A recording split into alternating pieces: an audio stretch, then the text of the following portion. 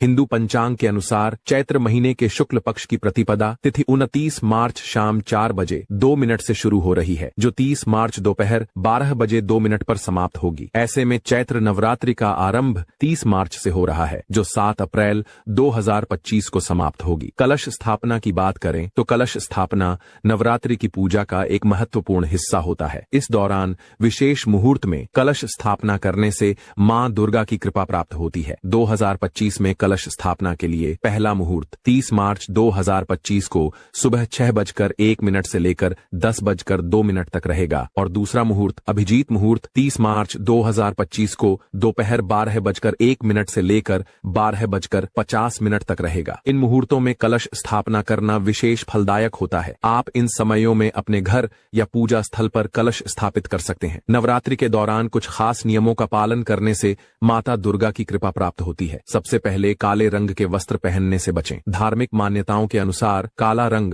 नकारात्मकता का प्रतीक माना जाता है, इसलिए इसे नवरात्रि में नहीं पहनना चाहिए। इसके अलावा शराब, तंबाकू और मांसाहारी भोजन से पूरी तरह परहेज करें, क्योंकि यह नवरात्रि के दौरान वर्जित होते हैं। नाखून काटना, बाल कटवाना या दाढ़ी बनवाना भी न करें, क्योंकि इसे धार्मिक शास्त्र में अशुभ माना गया है। नवरात्रि के दौरान प्याज और लहसुन का सेवन न करें, बल्कि सात्विक भोजन ग्रहण करें। साथ ही ब्रह्मचर्य का पालन करें और हर दिन देवी दुर्गा के अलग अलग स्वरूपों की पूजा करें। दुर्गा सप्तशती का पाठ भी करें। इन नियमों का पालन करने से न केवल व्रत का फल शुभ होता है, बल्कि घर में सुख, समृद्धि और शांति बनी रहती है। अगर आप यह नियम सही तरीके से पालन करते हैं तो नवरात्रि का व्रत आपके लिए बेहद फलदायी होगा और माता दुर्गा की विशेष कृपा आप पर बनी रहेगी। चलिए भक्तों, अब हम कलश स्थापना की विधि के बारे में आपको जानकारी दे देते हैं, ताकि आप कलश स्थापना की प्रक्रिया को जान सकें। नवरात्रि के पहले दिन सबसे पहले देवी देवताओं का आह्वान करें। इसके बाद एक मिट्टी के बड़े पात्र में मिट्टी भरें और उसमें ज्वारे के बीज डालें। अब थोड़ा सा पानी छिड़क कर मिट्टी को नम करें ताकि बीज अच्छे से उग सकें। इसके बाद एक गंगा जल से भरा हुआ कलश लें और उसमें सुपारी, दूर्वा घास, अक्षत और सिक्का डालें। फिर कलश के ऊपर मौली बांधें। अब कलश के किनारों पर आम के 5 पत्ते रखें और उसके बाद कलश को ढक्कन से ढक दें। अब एक नारियल लें और उसे लाल कपड़े या चुनरी से लपेटें। नारियल पर भी मौली बांधें। पूरी विधि के लिए सबसे पहले भूमि को अच्छी तरह से साफ कर लें। फिर ज्वारे वाले पात्र को रखें, उसके ऊपर कलश स्थापित करें और फिर कलश के ढक्कन पर नारियल रख दें। इसके बाद सभी देवी देवताओं का आह्वान करते हुए नवरात्रि की पूजा विधि पूर्वक आरंभ करें। कलश स्थापना के बाद उसे 9 दिनों तक मंदिर में रखें। हर दिन सुबह और शाम कलश में पानी डालते रहें ताकि ज्वारे अच्छे से बढ़ सकें और पूजा की पूरी प्रक्रिया विधिवत पूरी हो। इस प्रकार श्रद्धा और विश्वास के साथ कलश स्थापना करने से घर में सुख, समृद्धि और आशीर्वाद का वास होता है। चलिए भक्तों, अब हम जान लेते हैं कि नवरात्रि में 9 दिन माता रानी की पूजा कैसे करनी है और आप सरल विधि से पूजा करना चाहते हैं तो यह तरीका आपके लिए आसान और प्रभावी रहेगा। सबसे पहले नवरात्रि पूजा के लिए कुछ आवश्यक सामग्री जुटा लें, जैसे एक चौकी, लाल कपड़ा, अक्षत माता दुर्गा और गणेश जी की प्रतिमा या चित्र पीतल या तांबे का कलश, लोटा सिक्का, पुष्प, लाल चुनरी, मौली मिट्टी का दीपक, लौंग, इलायची, फल बताशे या मिश्री और कपूर। यह सारी सामग्री नवरात्रि से पहले ही एकत्रित कर लें। पूजा के पहले दिन सुबह उठकर स्नान आदि करके स्वच्छ वस्त्र पहनें। फिर पूजा स्थल पर चौकी रखें और उस पर लाल कपड़ा बिछाएं। इस पर अक्षत डालें और देवी दुर्गा जी की प्रतिमा या चित्र स्थापित करें। एक लोटे या कलश में शुद्ध जल भरें और उसमें एक सिक्का डालें। फिर उसके ऊपर चावल से भरी एक प्लेट रखें। इस कलश को माता की प्रतिमा के बाएं स्थान पर रखें। इसे रोज पुनः स्थापित करने की आवश्यकता नहीं है। यह कलश पूरे 9 दिनों तक वही रहेगा। इसके बाद अगर आपके पास गणेश जी की प्रतिमा है तो उसे भी स्थापित करें। यदि नहीं है तो सुपारी से भी गणेश जी की पूजा कर सकते हैं। अब गणेश जी और माता दुर्गा पर पुष्प और शुद्ध जल अर्पित करें। अगर आप अखंड ज्योत नहीं जला सकते हैं तो एक घी का दीपक जला लें। दीपक जलाने के बाद गणेश जी, माता दुर्गा, कलश और दीपक को हल्दी कुमकुम से तिलक करें। इसके बाद माता को वस्त्र रूप में एक लाल चुनरी या लाल कपड़ा अर्पित करें और भोग स्वरूप बताशे, मिश्री और फल चढ़ाएं।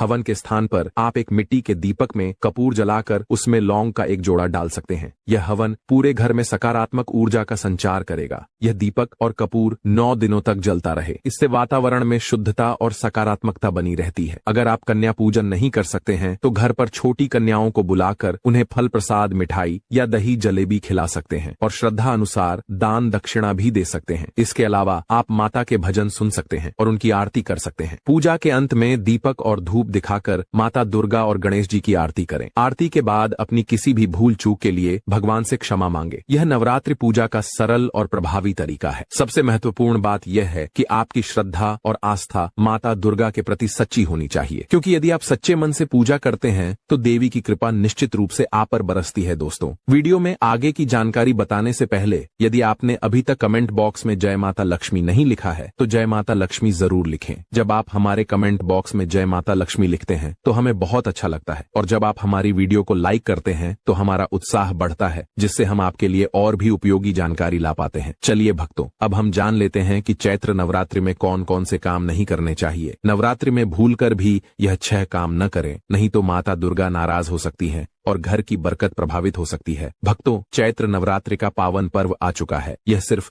पूजा और भक्ति का समय नहीं बल्कि संयम और आत्मनिर्भरता का भी समय है। इस दौरान कुछ विशेष बातों का ध्यान रखना जरूरी है, क्योंकि यह पर्व सकारात्मकता और आस्था का होता है। अगर आप नवरात्रि के 9 दिनों में माता दुर्गा की कृपा चाहते हैं और घर में सुख समृद्धि बनाए रखना चाहते हैं तो इन 6 बातों का पालन जरूर करें। सबसे पहली बात, मांस और मदिरा का सेवन न करें। नवरात्रि का पर्व संयम और पवित्रता का प्रतीक है, इसलिए इस दौरान तामसिक चीजों से दूरी बनाए रखना जरूरी है। हिंदू धर्म में मान्यता है कि नवरात्रि के 9 दिनों में मांसाहार और शराब का सेवन वर्जित होता है। यह समय सात्विक भोजन और आत्मशुद्धि का है, इसलिए यदि आप उपवास नहीं भी रखते हैं तो भी इन चीजों से परहेज करें। नवरात्रि का मुख्य उद्देश्य शरीर और मन को शुद्ध करना और देवी दुर्गा के प्रति अपनी श्रद्धा प्रकट करना है। दूसरी बात, प्याज और लहसुन का सेवन न करें। धार्मिक मान्यताओं के अनुसार प्याज और लहसुन को तामसिक भोजन की श्रेणी में रखा गया है, इसलिए नवरात्रि के दौरान इनका सेवन उचित नहीं माना जाता। हालांकि कुछ लोग इन्हें खाते हैं, लेकिन धार्मिक दृष्टि से इन्हें न खाने की सलाह दी जाती है। यदि आप नवरात्रि के दिन पूजा और उपवास कर रहे हैं तो प्याज और लहसुन से परहेज करें। तीसरी बात, घर में शांति बनाए रखें। नवरात्रि के दौरान घर का माहौल शांतिपूर्ण और सकारात्मक रखना बहुत जरूरी है। यह समय देवी मां की आराधना और ध्यान का होता है, इसलिए इस दौरान किसी भी तरह की कलह, विवाद या लड़ाई झगड़े से बचें। अगर हम आपको उन संकेतों के बारे में बताएंगे जिनसे आप यह पहचान सकते हैं कि माता रानी सचमुच आपके घर में विराजमान हैं या नहीं, और इन 9 दिनों तक मां दुर्गा आपके घर में वास कर सकती हैं। यदि आप इन दिव्य संकेतों को समझ लेते हैं तो आपको यह जानने में सहायता मिलेगी कि माता रानी की कृपा आप पर बनी हुई है या नहीं। चैत्र नवरात्रि के दौरान कुछ विशेष संकेत मिलते हैं जो यह दर्शाते हैं कि मां दुर्गा आपके घर में उपस्थित हैं और आप पर अपनी कृपा बरसा रही हैं। यदि यह संकेत आपको प्राप्त होते हैं तो समझ लें कि मां आपकी सभी परेशानियों का समाधान करने और आपके जीवन से निर्धनता को दूर करने आई है। जब नवदुर्गा की कृपा आप पर होती है तब यह संकेत स्वतः ही प्रकट होने लगते हैं। इन संकेतों के माध्यम से आप यह भी जान सकते हैं कि आपकी पूजा सफल रही है या नहीं। कई भक्तों के मन में यह सवाल उठता है कि कैसे पता करें कि माता रानी दिन भर हमारे साथ रहती हैं या नहीं। क्या चैत्र नवरात्रि के समय माता रानी सच में हमारे घर आती हैं? यह जिज्ञासा सभी भक्तों के मन में बनी रहती है, क्योंकि हर कोई चाहता है कि मां उनके घर में विराजमान हो और उन पर अपनी कृपा बरसाएं। इस महत्वपूर्ण जानकारी को अक्सर गुप्त रखा जाता है, लेकिन हम इसे आपके साथ साझा कर रहे हैं ताकि आप इस अनमोल ज्ञान को प्राप्त कर सकें। मां दुर्गा अपने भक्तों को सदैव अपनी उपस्थिति का आभास कराती है, चाहे वे छोटे भक्त हों या बड़े। माता रानी परम शक्ति हैं, परम देवी हैं और नवरात्रि के पूरे 9 दिनों तक अपने भक्तों के साथ सूक्ष्म एवं ऊर्जा रूप में बनी रहती है। आज हम आपको उन 10 प्रमुख संकेतों के बारे में बताएंगे जिनसे यह स्पष्ट हो जाएगा कि माता रानी आपके घर में आ चुकी हैं और उनकी कृपा आपके ऊपर बरस रही है। साथ ही हम यह भी जानेंगे कि चैत्र नवरात्रि का महत्व क्या है और इसे क्यों मनाया जाता है। दोस्तों, इसके बाद इस वीडियो में यह भी जानेंगे कि किस संकेत से पता करें कि माता रानी हमारे घर में आ चुकी हैं। तो भक्तों, जान लेते हैं चैत्र नवरात्रि का पर्व क्यों मनाया जाता है। भक्तों, इस बार चैत्र नवरात्रि पूरे 9 दिनों तक चलेगी, यानी 9 दिनों तक माता वैष्णवी की विशेष पूजा और आराधना की जाएगी। इस वर्ष चैत्र नवरात्रि की शुरुआत 30 मार्च 2025 से होगी और यह 7 अप्रैल 2025 तक चलेगी। घट स्थापना, कलश स्थापना का शुभ मुहूर्त सुबह 6:01 से 10:02 तक, अभिजीत मुहूर्त 12:01 से 12:50 तक। इन शुभ समयों में घट स्थापना करना बेहद मंगलकारी माना जाता है। व्रत और पारण तिथियां: महाअष्टमी व्रत 5 अप्रैल 2025, महानवमी व्रत 6 अप्रैल 2025, व्रत पारण दशमी 7 अप्रैल 2025। इन तिथियों का पालन करते हुए आप नवरात्रि का व्रत और पूजा विधि विधान से कर सकते हैं। चैत्र नवरात्रि क्यों मनाई जाती है? इसके पीछे एक पौराणिक कथा है। कहा जाता है कि मां दुर्गा ने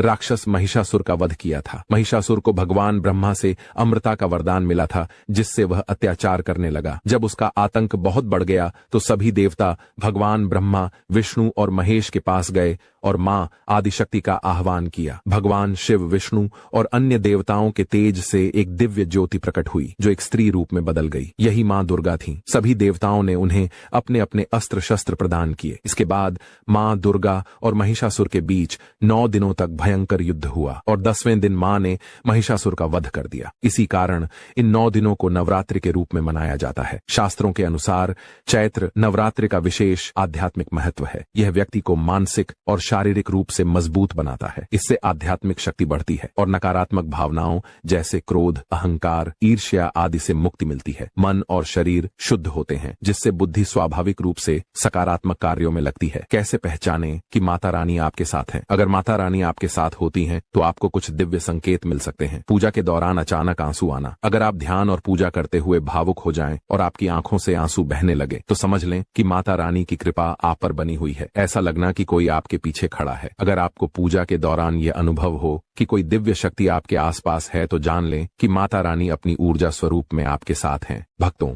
दूसरा संकेत यह है कि अगर जुगनू आपके आसपास टिमटिमाने लगे या आपके कपड़ों या शरीर पर आकर बैठ जाए तो समझ लीजिए कि माता रानी आपके साथ हैं। जुगनू को जोगिन कहा जाता है और यह माता रानी की परम सेविका मानी जाती है। जहां माता रानी की शक्तियां होती हैं वहां जुगनू स्वतः ही आकर्षित हो जाते हैं। अगर माता रानी आपके साथ होंगी तो आपके भीतर ऊर्जा शक्ति जागृत होने लगेगी और जुगनू आपके आसपास मंडराने लगेंगे। तीसरा संकेत यह है कि अगर रात में अचानक झटके से आपकी नींद खुल जाए तो यह भी संकेत है कि माता रानी आपके साथ हैं और आपको कोई संदेश देना चाहती हैं। चौथा संकेत यह है कि अगर आपको अपने घर में इत्र, लोबान, धूप, चमेली या किसी ऐसे पुष्प की खुशबू महसूस हो जो आपके घर के आसपास नहीं होते तो यह इस बात का संकेत हो सकता है कि माता रानी की उपस्थिति आपके घर में बनी हुई है। जब माता रानी अपने भक्तों के करीब होती हैं तो ऐसी दिव्य सुगंध अपने आप महसूस होने लगती है। पांचवा संकेत यह है कि यदि नवरात्रि के दौरान आपको स्वप्न में कोई छोटी कन्या दिखाई दे तो इसे माता रानी का आशीर्वाद समझना चाहिए। छोटी कन्याओं को देवी का स्वरूप माना जाता है और यदि इस दौरान आपको लाल वस्त्र, लाल झंडा या दीपक की ज्योति में कोई विशेष आकार बनता दिखाई दे तो यह भी माता रानी की कृपा का संकेत होता है। नवरात्रि के दौरान माता रानी अपने भक्तों को इन संकेतों के माध्यम से अपने होने का आभास कराती है। अब हम जानेंगे कि कैसे पहचानें कि माता रानी हमारे घर में स्थायी रूप से विराजमान हो चुकी हैं। अगर माता रानी आपके घर में आ जाती है तो आपके जीवन की सभी परेशानियां दूर होने लगती हैं और सुख समृद्धि बढ़ती है। कई बार माता रानी भक्तों के घर में प्रवेश करती हैं लेकिन लोगों को इसका पता नहीं चलता। इन संकेतों के माध्यम से